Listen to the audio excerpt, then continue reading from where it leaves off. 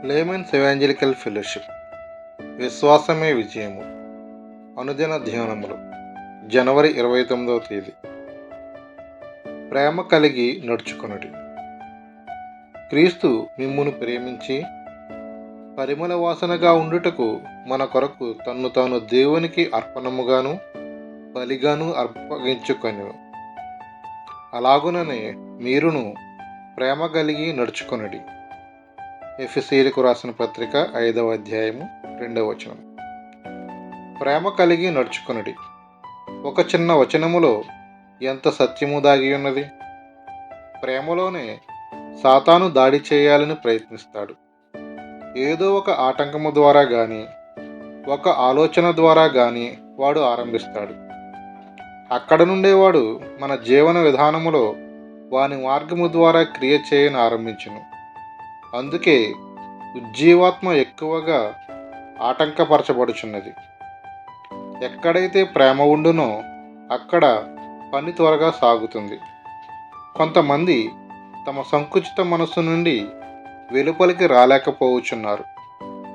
ఇప్పుడు అది గొప్ప ఆటంకముగా మారినది.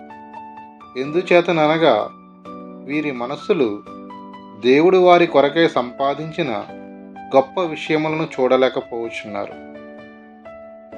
ప్రేమ విషయమైన ప్రశ్న నా ముందు ఉన్నది. ప్రేమలో ఓడిపోయిన కొంతమందిని గూర్చి నేను తలంచుచున్నాను. అటువంటి వారు వారి ఓటమిని తప్పక అర్థం చేసుకోవాలి. మొదట యేసు పాదములను పట్టుకొని ప్రేమలో విజయము సాధించాలి. ప్రేమించుటలో విఫలమవుట ఒక మనిషిని తక్కువ స్థితిలో ఉంచును. తరువాత దేవుని ఎదుట శూన్యునిగా చేయును. మనము నిజంగా దీనులముగా నుంటే ప్రభువు మనలను ప్రేమతో నింపుతాడు. సహవాసములో ఒకరంటే ఒకరికి పొసగని స్థితి ఉండినట్లయితే దానిని నేనెన్నడూ అంగీకరించను. వారు నిజముగా అననీయ సప్పీరాల బంధువులు అనబడతారు. వారు అసలైన అబద్ధాలు చెప్పకపోవచ్చు, కానీ అబద్ధాల వలె నటిస్తారు. మేమిద్దరము ఒకరితోనొకరము కలిసి ఉండలేము అని ఈ ఫెలోషిప్లో ఎవరైనా అంటే నేను ఒప్పుకోను.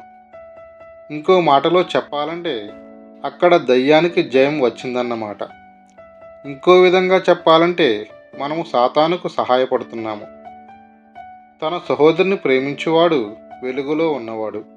అతని యందు అభ్యంతర కారణమేమీ లేదు. 1 యోహాను 2:10.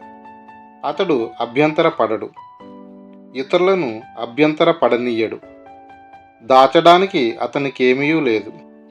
ప్రియులారా, దేవుడు మనలను ఎలాగూ ప్రేమింపగా మనం ఒకరినొకడు ప్రేమింపబద్ధులమై ఉన్నాము. ఏ మానవుడును దేవుని ఎప్పుడూ చూచి ఉండలేదు. మనము ఒకడినొకడు ప్రేమించిన యెడల దేవుడు మన యందు నిలిచియుండును. ఆయన ప్రేమ మన యందు సంపూర్ణమగును. 1 యోహాను 4వ అధ్యాయం 11-12 వచనములు. దేవుడు మనలో నిలిచిండుట అంటే ఏమిటో మనకు తెలియదు. మన మనసులు మూయబడి ఉన్నాయనుకుంటున్నాను. ఎంత ఆశ్చర్యకరము! దేవుడు మన మధ్య నివసించినట్లయితే ఎటువంటి ఆశీర్వాదము బయటకు వచ్చును. జాషువా డానియల్ గారు.